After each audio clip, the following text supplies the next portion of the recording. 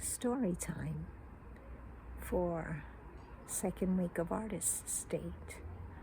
Yes, I'm sticking to this lifetime, among others, but I've always really wanted to be an excellent storyteller, and I've got a good one. I remembered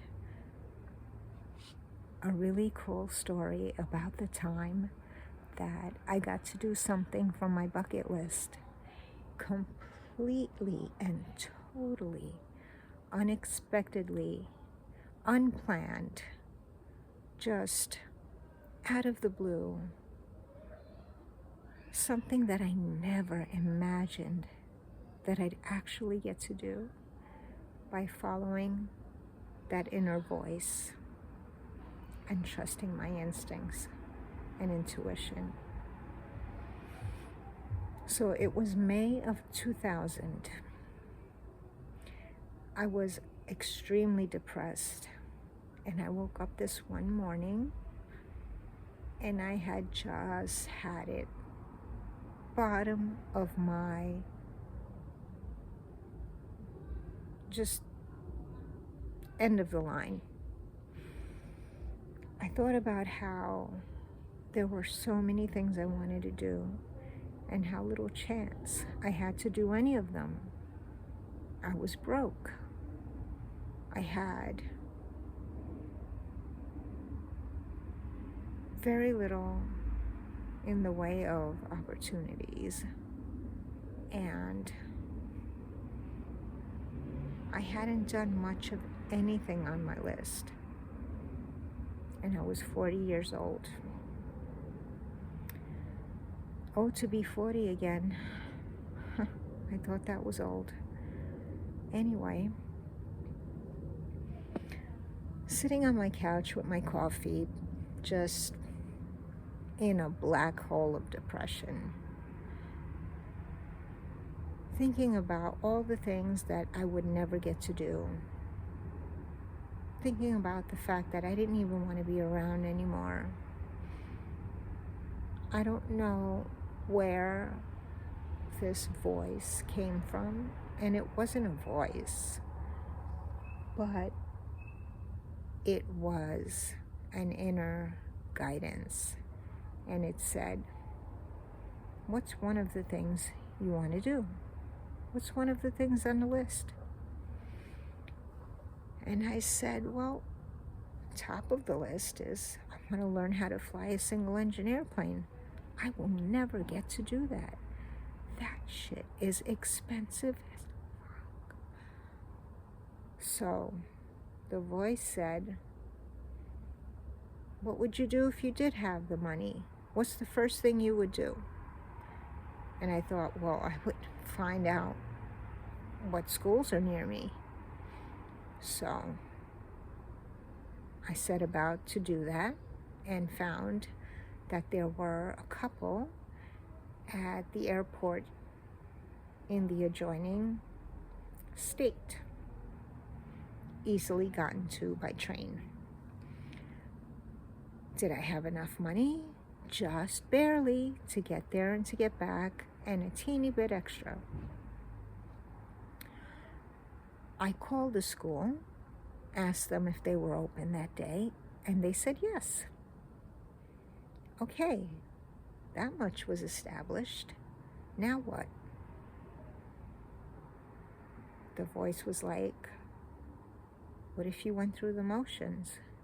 What if you went and just got information? They don't know you don't have the money. Just go and ask for pamphlets, a booklet, information on how to go about it. So I was like, I can do that. Okay, adventure time. So I got myself ready, and I got on the train, got on the other train, got on the third train, got on the train to go to the other state, and then got out in this place, this nowhere land where there were maybe, I don't know, 5 of us, and we had to split a cab to go to different places.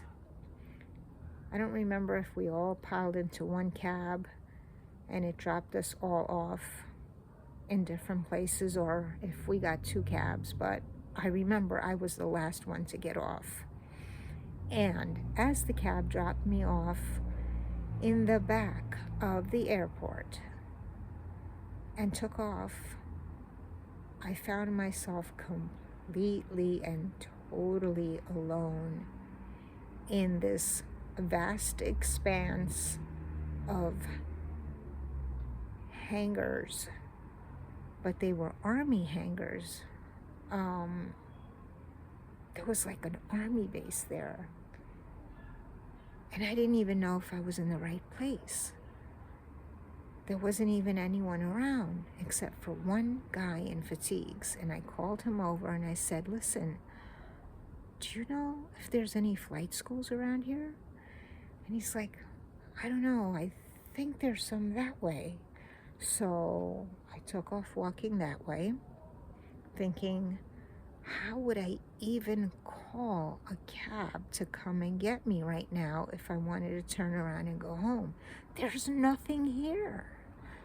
So I walk, and sure enough, there's the hangars. And there's several schools. I don't know, maybe, I honestly can't remember. I'd say there might have been 3. The one I called was closed. It was early afternoon or mid-afternoon. I didn't know they closed at such an oddball hour, or at least this one did. Anyway, dejected, I started to walk away and found that the other one was open. So I went in there. The woman at the counter was so nice, and she accommodated me with this big booklet and lots of pamphlets and all sorts of papers. And I thanked her, and I walked out of there, and I thought, well, I went through the motions. I at least got the information. Now what? Now to get home. But then I saw, standing over there were 2 hangars. At one hangar were 2 or 3 men in pilot uniforms, and at the other was a janitor-looking guy with a regular guy. I went up to the pilots and asked them if they knew anything about this school that I had called. They didn't even speak English, they were German. So they kind of directed me to the other guy. I went to the other guy and I asked him, and he said, well, I don't know anything about that school, but I'm about to take him up for his hour ride. Do you want to come along? Do I want to come along? Are you kidding me? Hell freaking yes. So in I get into the back of this single engine plane. My dream come true. I mean, my dream come true is flying it, but this will do. This is something I never in my life thought was going to happen. I get in, they get in. I'm not worried that this guy's a student and we're going up for his part of his training. I don't care. At that point, I'm just following my intuition. My intuition led me this far. I'm trusting. We take off, and it's amazing. Amazing. I cannot believe I am having this experience. I am at once exhilarated and terrified. When we're up there, I realize what a strange experience. Because there's nothing that you're passing by, you can't feel yourself moving. So there's just this shaking motion and loud noise. You're wearing headphones, and the noise is so loud. And you look out, and it doesn't seem like you're going anywhere. And at the same time, I'm like, this is freaking spectacular. But also, I'm terrified because I'm looking down, we're in this little thing, and I realize I forgot my wallet at home. Yes, I took my money, but I did not take my ID. So if anything were to happen to me, no one would know what the hell ever happened to me. I was in God's hands. You know, I'm just saying. So I'm having this experience of, this whole new experience of feeling movement in my body, but not seeing the movement happening, and it's so disorienting. I look down and I'm trying to make out what I'm seeing. There's water, and then there's like this thing that I couldn't make out what it was. And I said, "What is that?" And he said, "That's Long Island Sound." And in my mind, I'm not even like, this was just so overwhelmingly, it stimulated everything in me.